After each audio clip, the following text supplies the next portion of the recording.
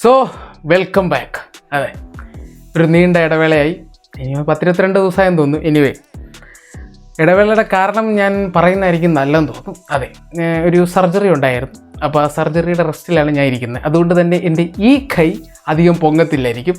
അതേപോലെ ചിലപ്പോൾ നിങ്ങൾക്ക് ഇതിൻ്റെ ഒരു ബെൽറ്റ് ഇട്ടിട്ടുണ്ട്. അപ്പോൾ ആ ഒരു ബെൽറ്റും ചിലപ്പോൾ നിങ്ങൾ കണ്ടെന്നിരിക്കാം. എനിവേ, സർജറി ആണെന്ന് കമൻറ്റ് അടിക്കുന്നതിന് മുമ്പ് ഷോൾഡർ സർജറി ആയിരുന്നു. ഷോൾഡർ ഡിസ്ലൊക്കേഷൻ്റെ ഒരു സീൻ കാരണം സർജറി ചെയ്തു. ഇത്രേ ഉള്ളൂ. ഓക്കെ, അപ്പോൾ ഇൻട്രൊഡക്ഷൻ കഴിഞ്ഞെന്ന് വിശ്വസിക്കുന്നു. ഇനി രണ്ടാമത്തെ കാര്യം, ഞാൻ കമ്മ്യൂണിറ്റി പോസ്റ്റ് ഒരെണ്ണം ഇട്ടായിരുന്നു. അതായത് ഒരു സംഭവം നിങ്ങൾ കമ്മ്യൂണിറ്റി പോസ്റ്റ് വായിക്കുക. അപ്പം അതിനകത്ത് കുറേ സജഷൻസ് വന്നു. വേറെ നല്ലൊരു ബ്രാൻഡ് നമ്മളെ കോൺടാക്റ്റ് ചെയ്യാൻ ഒരു പ്ലാൻ ഇടുന്നുണ്ട്. നമുക്കറിയില്ല അതിൻ്റെ പുരോഗതി എങ്ങനെയാണെന്നുള്ളത്. അപ്പം അത് എൻ്റെ ഒരു കോൺസെപ്റ്റിലുള്ള ചാനലിനെ പറ്റി ഇത് കാണുന്നവർക്ക് നന്നായിട്ട് അറിയാം ഇതെങ്ങനെ അതിൻ്റെ പരിപാടി എന്നുള്ള.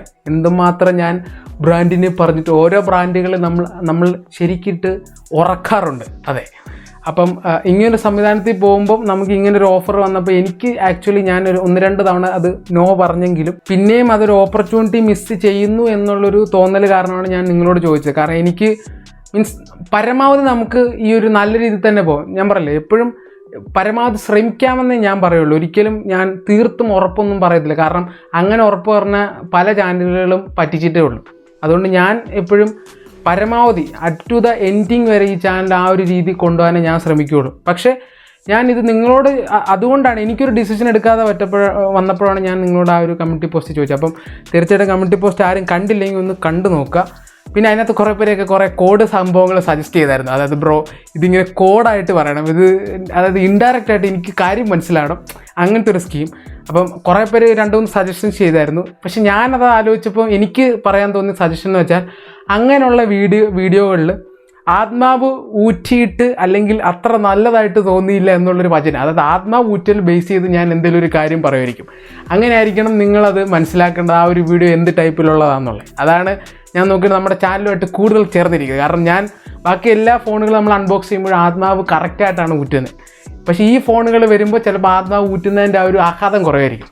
അപ്പം നോക്കാം, ഞാൻ അതിന് എന്തെങ്കിലുമൊക്കെ ഷോർട്ട് ക്ലൂസൊക്കെ നോക്കാം. പിന്നെ ഇത് അങ്ങനെ ലൈഫ് ടൈം സംഭവമൊന്നുമല്ല. ഒന്ന് തുടങ്ങിക്കഴിഞ്ഞ് ഞാൻ അതിൻ്റെ ഒരു സ്കീമിൽ പോകുന്ന ആരും വിചാരിക്കേണ്ട.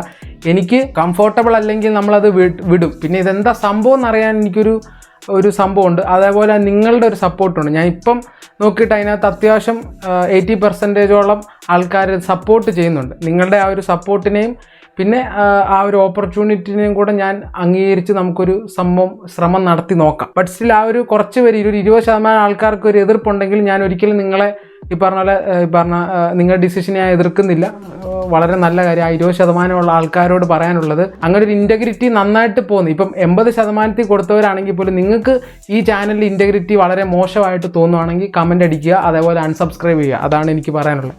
കാരണം നിങ്ങൾ പോയി കഴിഞ്ഞ് പിന്നെ ചാനൽ മെയിൻറ്റെയിൻ ചെയ്ത് കൊണ്ടുപോകുന്ന കാര്യം എനിക്കില്ല. സോ നമ്മൾ പരമാവധി നല്ലതായിട്ട് തന്നെ കൊണ്ടുപോകാനാണ് ശ്രമിക്കുന്നത്. എന്തായാലും ഈ ഒരു ഓപ്പർച്യൂണിറ്റി നിങ്ങളുടെ സപ്പോർട്ടോടുകൂടെ ഞാനത് എടുത്തു നോക്കാം. എങ്ങനെ ആവും എന്നറിയത്തില്ല. ചിലപ്പം ആദ്യമേ തന്നെ കളയാം, ചിലപ്പം വലിയ കുഴപ്പമില്ലാത്താണെങ്കിൽ കണ്ടിന്യൂ ചെയ്ത് പോകാം. അങ്ങനെയൊക്കെ പോകാം. പിന്നെ ഓഫ് കോഴ്സ് അറിയാമല്ലോ, ഞാൻ എന്തായാലും എനിക്ക് തോന്നുന്ന ബ്രാൻഡിനെ പറ്റി പറയുള്ളൂ. അത് കൺഫേം ആണ്. പിന്നെ നമ്മളിപ്പോൾ ചെയ്യുന്ന വീഡിയോസ് എല്ലാം ഫുള്ളി എൻ്റെ കയ്യിലാണ് കാര്യങ്ങൾ. എനിക്ക് തോന്നുന്ന വിളിച്ചു പറയാം ആ ഫോണിനെ പറ്റി എന്ത് തോന്നും, അതങ്ങനെ തന്നെ തുടരും. പിന്നെ ഇടയ്ക്ക് ഈ പറഞ്ഞ പോലെ വരുവാണെങ്കിൽ അത് നിങ്ങൾക്ക് മനസ്സിലാവും. അതേ എനിക്ക് പറയാനുള്ളൂ. എനിവേ, കൂടുതൽ ചർച്ചകൾ, ആ ചർച്ച അവിടെ തീർന്നു. ആദ്യത്തെ ചർച്ചയും തീർന്നു. ഇനി നമുക്ക് ടെക് ന്യൂസിലേക്ക് വരാം. അത് കുറച്ച് ടെക് ന്യൂസേ ഉള്ളൂ. അത് പറഞ്ഞ് കംബാക്ക് നടത്താനാണ് എൻ്റെ ഒരു ഉദ്ദേശം. ചാനൽ ചത്തോന്നില്ലെന്ന് എനിക്കറിയത്തില്ല. എനിവേ, നിങ്ങളുണ്ടെന്നാണ് എൻ്റെ വിശ്വാസം. അതെ, അപ്പോൾ ഫസ്റ്റ് ന്യൂസ് ഓഫ് കോഴ്സ് ഈ ഒരു മാസത്തിൻ്റെ പ്രധാന ആകർഷണം ബിഗ് ബില്യൺ ഡേയ്സും ആമസോണിൻ്റെ ഗ്രേറ്റ് ഇന്ത്യൻ ഫെസ്റ്റിവലും വന്നിരിക്കുകയാണ്. ആമസോൺ 29 ഡേറ്റ് ഇട്ടു. ഫ്ലിപ്കാർട്ട് ഇന്നലെ തന്നെ 26 ഡേറ്റ് ഇട്ടു. ഇപ്പോൾ ആമസോണിൽ ഡേറ്റ് കാണുന്നില്ല. അതിൻ്റെ അർത്ഥം ആമസോൺകാർ പേടിച്ചു. അവരും സ്വാഭാവികമായിട്ട് 2 ദിവസം കഴിഞ്ഞാൽ ചിലപ്പോൾ നാളെ തന്നെ അവർ പറയും 26-ാം തീയതി ഞങ്ങളും തുടങ്ങുന്നു. കാരണം ഇത് രണ്ടും ഒരേ ടൈമിൽ തുടങ്ങിയില്ലെങ്കിൽ നല്ല സീനാവും. ഇത് രണ്ടും ഒരേ ദിവസം ആയതുകൊണ്ട് 2 പേരുടെ സെർവർ കത്തിപ്പോക്കണം. സോ സെർവർ കത്തിപ്പോകുന്നതാണ് എനിക്കും താല്പര്യം. അതുകൊണ്ട് തന്നെ രണ്ടും ഒരുമിച്ച് വരട്ടെ.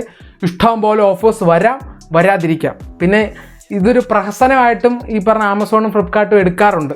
അതായത് തോന്നിയ പോലെ കാണിക്കാറ്. ഞാൻ പറഞ്ഞില്ലേ, ഇപ്പോൾ 19,000-ൻ്റെ ഒരു ഫോൺ 22,000 ആക്കിയിട്ട് പിന്നെയും 19,000-ന് കൊണ്ടുവരുന്ന ഒരു പരിപാടിയൊക്കെ ഉണ്ട്. നമ്മൾ ചോറുണ്ണുന്നതുകൊണ്ട് നമുക്കത് മനസ്സിലാവും.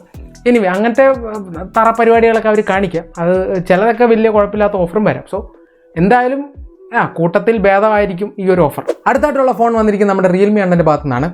ഫോണിൻ്റെ സ്പെസിഫിക്കേഷനെ പറ്റി ഞാൻ കൂടുതൽ ഡീറ്റെയിൽ ആയിട്ട് പോകുന്നില്ല. സ്നാപ്ഡ്രാഗൺ 7S Gen 2 ആണ് പ്രധാനപ്പെട്ട ആകർഷണം. ആ ഒരു ഫോണിൻ്റെ പ്രൈസ് എന്ന് പറഞ്ഞാൽ 21,000 ആണ്. റിയൽമി P2 Pro എന്നാണ് ഈ ഒരു ഫോണിൻ്റെ പേര്. വലിയ താല്പര്യമില്ല. എന്തായാലും അത് ഇറങ്ങിക്കഴിഞ്ഞ് എൻ്റെ ക്യാമറ എല്ലാം കൂടെ വന്നു കഴിഞ്ഞാൽ നമുക്ക് എന്തെങ്കിലും പറയാൻ പറ്റുള്ളൂ. കാരണം ചില ഫോണുകൾ ഇറങ്ങി കുറച്ചാൾ കഴിയുമ്പോൾ ഹിറ്റായിട്ടുണ്ട്. Like Narzo 70 Pro. അത് വലിയ ഹൈപ്പൊന്നും വന്നില്ല, പക്ഷേ സംഭവം അടിപൊളി ഫോണാണ്. അതായത് അണ്ടർ 20K ബെസ്റ്റ് ക്യാമറ ഫോണിലുള്ള ഒന്നാണത്. അങ്ങനെ കുറച്ച് സാധനങ്ങൾ റിയൽമി ഇറക്കാറുണ്ട്. ചിലപ്പോൾ 10 ഇറക്കി കഴിഞ്ഞാൽ ചിലപ്പം 5 അറിയാതെ അങ്ങനെയൊക്കെ ഹിറ്റ് ആകാറുണ്ട്. അതുപോലെ ഹിറ്റ് ആവുമോ നോക്കാം. അടുത്തായിട്ടുള്ള ന്യൂസ് എന്ന് പറയുന്നത് ന്യൂസ് എന്നൊക്കെ പറയും, 2 ദിവസം മുമ്പ് വലിയൊരു സംഭവം നടന്നായിരുന്നു കേട്ടോ. ആപ്പിളിൻ്റെ iPhone 16 സീരീസ് കുക്കർ എണ്ണൻ ലോഞ്ച് ചെയ്തു. ഇപ്രാവശ്യം ഡിസൈൻ കണ്ടുപിടിക്കാൻ വളരെ കഷ്ടപ്പെട്ടെന്നാണ് എനിക്ക് മനസ്സിലാകുന്നത്. കാരണം iPhone 16 എന്ന് പറഞ്ഞാൽ ആ ഒരു ഡിസൈൻ എന്ന് പറഞ്ഞാൽ iPhone 12 എടുക്കണം. അതായത് 13 എന്ന് പറഞ്ഞാൽ ഡയഗണലായിരുന്നു ക്യാമറ അറേഞ്ച്മെൻറ്റ്, 14, 15 വരെ. അത് പിന്നെ തിരിച്ച് വെർട്ടിക്കലാക്കണം. പിന്നെ എന്തെങ്കിലും ഒരു വെറൈറ്റിക്ക് വേണ്ടി ചെറിയൊരു എക്സ്ട്രാ ഒരു സംഭവം കൂടെ സെറ്റ് ചെയ്ത്, അതായത് iPhone 10 നിന്നൊക്കെ കുറച്ച് സംഭവമൊക്കെ എടുത്ത് ഇങ്ങനെയൊക്കെ വെച്ച് വലിയ പാടായിപ്പോയി. എന്തായാലും സംഭവം കൊള്ളാം. അവർക്ക് എനിക്ക് പ്രത്യേകിച്ച് ഒന്നും പറയാനില്ല. പിന്നെ പ്രോ സീരീസ് പിന്നെ ഡിസൈൻ ഒരു രക്ഷയില്ല. അതിന് പിന്നെ ഒരു എന്താ ഇന്നോവേറ്റീവ് എന്നൊക്കെ പറഞ്ഞാൽ എഴുന്നേറ്റ് കൈയടിച്ചിട്ട് നമുക്ക് വേണമെങ്കിൽ നമുക്ക് 2 റൗണ്ട് ഓടാം. അമ്മാതിരി ക്രിയേറ്റിവിറ്റി ആയിരുന്നു. എനിവേ, പക്ഷെ അതിനും പറഞ്ഞ പോലെ ഫാൻസ് ഉണ്ട് ഇഷ്ടം പോലെ. അതിനും പിന്നെ ഓഫ് കോഴ്സ് നമ്മൾ ആൻഡ്രോയിഡ് പ്രിയ ആയിട്ട് ഉള്ളവരായതുകൊണ്ട് ഐഫോണിൻ്റെ കുറ്റം പറയുന്നതായിട്ട് തോന്നാം.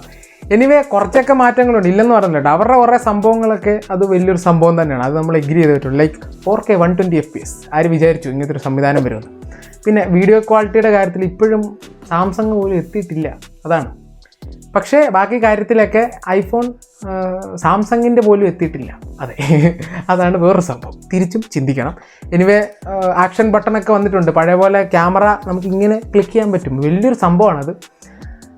എന്തായാലും കുറേയെന്നല്ല, വളരെ കുറച്ച് എന്തൊക്കെയോ മാറ്റങ്ങളൊക്കെ ഉണ്ട്. പിന്നെ ഇന്ത്യയിൽ 80,000 രൂപയ്ക്ക് ഇറങ്ങി കേട്ടോ, അതൊക്കെ വലിയൊരു സംഭവമാണ്. പിന്നെ ഹൈ വേരിയൻ്റ് ഓഫ് കോഴ്സ് 1,50,000 രൂപ. അത് വലിയ കാര്യമില്ല. എനിവേ, നിങ്ങളുടെ അഭിപ്രായങ്ങളൊക്കെ പറയാം കേട്ടോ ഐഫോണിനെ പറ്റി. ഞാൻ വീഡിയോ ചെയ്യാൻ പറ്റിയില്ല. എനിവേ, അഭിപ്രായം പറയുക. അടുത്തായിട്ടുള്ളത് final and also one of the interesting news of this English പോയി. Snapdragon 8 Gen 4 Geekbench score വന്നിരിക്കുകയാണ്.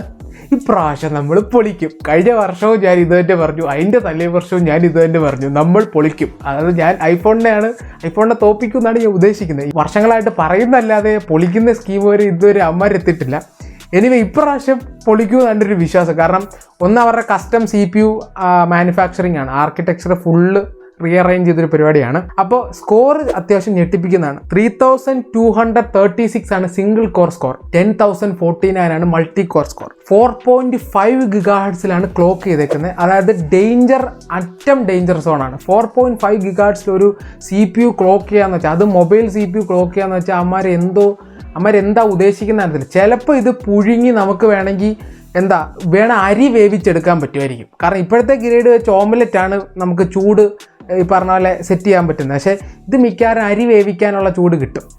അങ്ങനെയാണെങ്കിൽ ഇവന്മാർ കറക്റ്റായിട്ട് കളിച്ചില്ലെങ്കിൽ ഉറപ്പായിട്ടും പണി കിട്ടും. പക്ഷേ സംഭവം വളരെ പ്രോമിസിംഗ് ആണ്. അതേപോലെ തന്നെ 8 കോർസ് തന്നെ ആപ്പിളിൻ്റെ iPhone 15 സ്കോറിനേലും കൂടുതലാണ് സിംഗിൾ കോർ സ്കോർ. നമ്മളിപ്പോഴും ഇത്രയും നാൾ നോക്കിക്കൊണ്ടിരുന്ന ഈ സിംഗിൾ കോർ സ്കോർ പൊട്ടിക്കാനാണ്. 3200 എന്ന് പറഞ്ഞാൽ iPhone 16 എത്തിയോ എന്ന് എനിക്കറിയത്തില്ല. ഗീക്ക് ബെഞ്ച് സ്കോർ പുറത്തായിട്ടില്ല. എനിവേ, എനിക്ക് തോന്നുന്ന ക്ലോസ് ടു ഐഫോൺ ആയിരിക്കും, അല്ലെങ്കിൽ കുറച്ച് താഴെയോ ചിലപ്പം മുകളിലോ ആവാം. എന്തായാലും കട്ടയ്ക്ക് ആണ് വരുന്നത്. മൾട്ടി കോർ സ്കോർ ഫൈൻ, നമ്മൾ ബീറ്റ് ചെയ്തു, പക്ഷേ നോ യൂസ്, അത്രേ ഉള്ളൂ. അത് വേറെ കാര്യം. പക്ഷേ 8 Gen 4 ഈസ് വെരി പ്രോമിസിങ്. എന്തായാലും നോക്കാം. December ആ റേഞ്ചിൽ പുതിയ ഫോൺ ഇറങ്ങുമായിരിക്കും. പിന്നെ OnePlusൻ്റെ ലീക്ക് ഇപ്പോൾ തന്നെ വന്നു. അവരുടെ 13 ഉണ്ടോ എന്ന് അറിയത്തില്ല. എനിവേ 14, ചിലപ്പോൾ ആ നമ്പർ ചൈനക്കാർക്ക് ഇഷ്ടമില്ലാത്ത കുറേ നമ്പറൊക്കെ ഉണ്ട്.